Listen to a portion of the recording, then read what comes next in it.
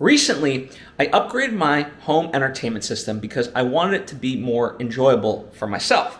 Now, this is not some product ad to tell you what you should buy and stuff like that. No, it's more so about an issue that I ran into by doing so, and one that I saw a lot of posts about, but not a lot of solutions. And so I kind of figured it out and wanted to offer that solution for you in case you run into the same situation as I did.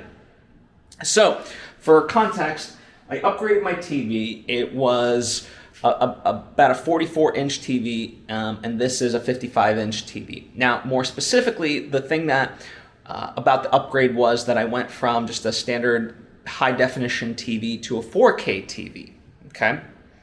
And what I also did was I added a sound bar, a 5.1 sound system to the whole thing.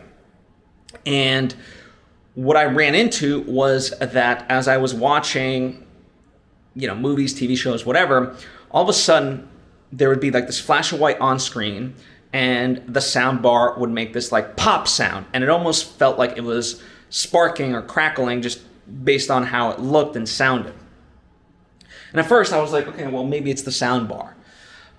And turns out, it wasn't. To cut to the chase, really, of what it was a cable issue. So, with my past stuff, I just used regular kind of run-of-the-mill HDMI cords, and when I switched to this new system, that wasn't cutting it anymore.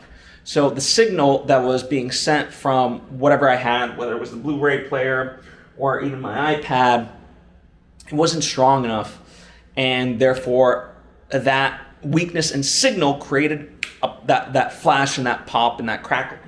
So to save yourself from that same issue, upgrade to higher quality HDMI cables. So I looked up 8K high quality cables. Yes, they cost a little bit more than just the average stuff that you might be able to get, but it really did the trick for me, and now I am able to enjoy movies and TV shows again, because for me, right, this is why I'm doing it.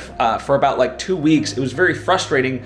I couldn't watch anything. I was like working with tech support and all this stuff, and like kept looking, and no one could really tell me what the issue was, when it seems like a very standard run-of-the-mill issue, and that all you got to do is upgrade the quality of your cables, the HDMI ones, and that should do the trick. So hope that works for you as easily as it did for me, and that you save yourself 2 weeks of complete frustration.